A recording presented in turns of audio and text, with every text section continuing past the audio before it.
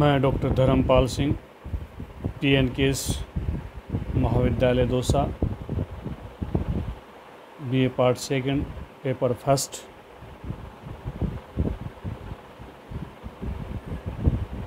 सभी विद्यार्थियों को नमस्कार। विद्यार्थियों, आज मैं कॉमन सभा और मंत्रिमंडल के बारे में आपसे रूबरू चर्चा कर रहा हूँ। एक प्रश्न आपको मैं लिखवा रहा हूँ, उसका आपको आंसर दूंगा, बताऊंगा कि मंत्रिमंडल की क्या कार्य प्रणाली है, मंत्रिमंडल कैसा है। तो छोटा सा एक प्रश्न आपके सम्मुख में बता रहा हूँ। वर्तमान युग में कॉमन सभा मंत्रिमंडल पर नियंत्रण रखती है, बल्कि मंत्रिमंडल ही कॉमन सभा पर नियंत्रण रखती है। इस विचार की व्याख्या कीजिए तथा इस विचार के कारणों का विवेचन कीजिए।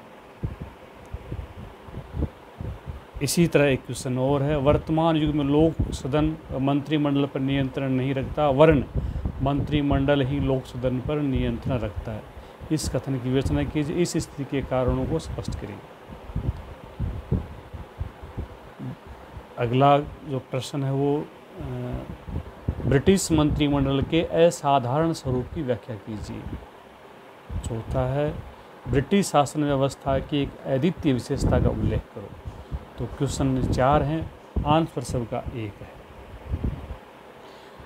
ब्रिटिश का मंत्रिमंडल कैसा होता है, कैसा असाधारण स्वरूप है, उसके बारे में अब देखिएगा कि मैं चैप्टर का एक प्रश्न बना करके उसका उत्तर आपको समझा रहा हूँ, किस तरह के प्रश्न आते हैं इस पेपर में। ब्रिटेन में उच्च सदन को हाउस ऑफ लॉर्ड्स के नाम से, भारत में राज्यसभा, अमेरिका में सीनेट, ब्रिटेन में हाउस ऑफ लॉर्ड्स की रचना मात्र भूतपूर्व जमींदारों, राव राजाओं, पियर्स, नाइट्स, बैरन्स आदि के प्रश्न रखने की भावना से किया गया था तथा मात्र शोपीस दिखावे के लिए ये सदन स्थायी होता है। न तो सदस्य सभा की किसी कार्रवाई भाग लेते हैं और न इसकी रुचि मात्र वंश परंपरा के आधार पर स्थायी रूप लिए हुए हैं। अब देखिएगा कि मंत्रिमंडल के कार्य प्रणाली, मंत्रिमंडल की कार्य प्रणाली। मित्रों, मंत्रिमंडल की बैठकें एकांत में होती हैं, उनकी कार्रवाई पूर्णतः गुप्त रखी जाती है। सरकारी गोपनीयता अधिनियम के अंतर्गत मंत्रिमंडल और राज्य के गुप्त पत्रों का प्रकाशन करना दंडनीय है। त्यागपत्र देते समय भी मंत्री राजा की अनुमति से त्यागपत्र के कारण पर प्रकाश डाल सकता है। शांति काल में मंत्रिमंडल की प्रति सप्ताह सामान्यतः 2 बैठकें होती है। किसी प्रश्न या मामले की जांच करने के लिए मंत्रिमंडल शाही आयोग की भी नियुक्ति करता है। मंत्रिमंडल का बहुत सा कार्य विभिन्न समितियों द्वारा होता है, जो स्थायी समितियां, अस्थायी समितियां का निर्माण किया जाता है। मंत्रिमंडल का असाधारण स्वरूप नंबर 1 है छाया मंत्रिमंडल। इसको हम शैडो कैबिनेट बोलते हैं। इंग्लैंड ऐसा देश है जहाँ पर न केवल पक्ष का वरना विपक्ष का भी मंत्रिमंडल बनता है। छाया मंत्रिमंडल। ब्रिटिश शासन व्यवस्था की एक अद्वितीय विशेषता यह है कि यहाँ कॉमन सभा से बहुमत प्राप्त दल ही मंत्रिमंडल का निर्माण करता है, बल्कि अल्पमत प्राप्त दल भी अपना मंत्रिमंडल बनाता है, जिसे छाया मंत्रिमंडल कहते हैं, जो विपक्ष का नेता कहा जाता है। यदि मंत्री विभागाध्यक्ष के रूप में कार्य करते हैं तो छाया मंत्रिमंडल के सदस्य छाया मंत्री के रूप में कार्य करते हैं। ब्रिटेन में छाया मंत्रिमंडल की व्यवस्था इसलिए संभव है कि वहाँ 2 प्रमुख राजनीतिक दल हैं, दोनों आर्थिक और सामाजिक नीतियों के आधार पर संगठित हैं, दोनों एक दूसरे का विकल्प प्रस्तुत करने की स्थिति में होते हैं। इस कारण विपक्ष को वैकल्पिक सरकार की संज्ञा दी जाती है।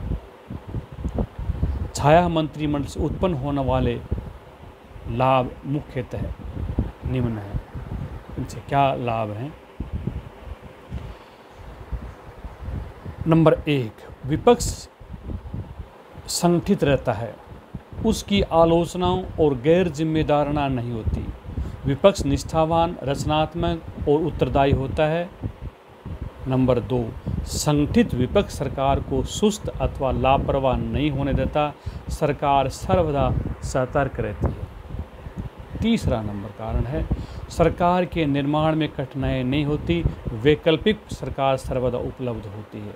सरकार और विपक्ष दोनों लोकतंत्र के नियमों का पालन खेल के नियमों की भांति करते हैं। तो ये रहा छाया मंत्रिमंडल, जिसको हम शैडो गवर्नमेंट कैबिनेट भी बोलते हैं। नंबर दूसरा है संयुक्त मंत्रिमंडल।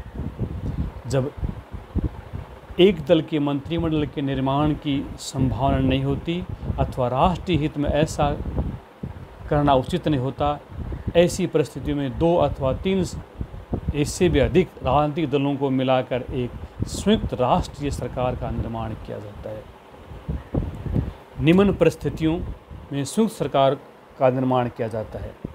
सामान्य निर्वाचन के फलस्वरूप जब किसी एक दल को स्पष्ट बहुमत प्राप्त न हो। नंबर 2, आर्थिक संकट की स्थिति उत्पन्न हो जावे और उसका सुदृढ़ता से सामना करने के लिए संयुक्त राष्ट्रीय प्रयासों की आवश्यकता हो।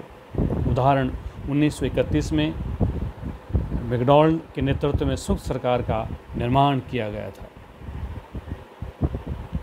नंबर 3, युद्ध अथवा अन्य प्रकार की आपात स्थिति का सामना करने के लिए। उदाहरण 1940 में चर्चिल के नेतृत्व में संयुक्त सरकार का निर्माण किया गया था ताकि युद्ध प्रयासों में राष्ट्रीय शक्ति को जुटाया जा सके। युद्ध मंत्रिमंडल। युद्ध तथा युद्ध जैसी स्थिति तत्काल निर्णय की मांग करती है। युद्ध से संबंधित सभी विषयों पर निर्णय लेने के लिए कभी कभी युद्ध मंत्रिमंडल का निर्माण किया जाता है। 5-6 मंत्रियों की एक छोटी सी निकाय होती है जिसके पास विभागीय कार्यभार नहीं होता, केवल युद्ध संबंधी विषयों का निपटारा करती है। यह युद्ध तक सीमित होती है, यह अल्पजीवी होती है, युद्ध के समाप्त होते ही समाप्त हो जाती है। उदाहरण 1940 चर्चिल के युद्ध मंत्रिमंडल की रचना की थी। इसकी एक मखसूस विशेष बात यह भी है, आगे जब युद्ध प्रारंभ होता है तो ये सक्रिय हो जाती है और जो युद्ध समाप्त हुआ तो निष्क्रिय हो जाती है। इसको कहते हैं युद्ध मंत्रिमंडल। मित्रों, इसके पश्चात जो चौथा जो कारण है वो है आंतरिक अथवा कुशल मंत्रिमंडल। 4-5 मंत्रियों की एक ऐसी छोटी निकाय जो राष्ट्रीय नीतियों का समूचे रूप से मूल्यांकन करती है। इसके सदस्य प्राय विभागहीन मंत्री होते हैं।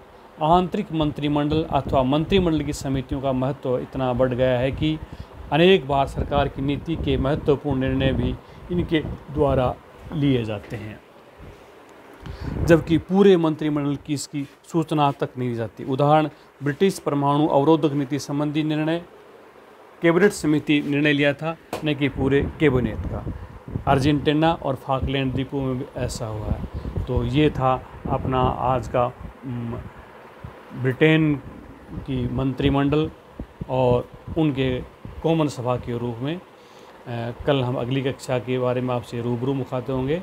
धन्यवाद। जय भारत।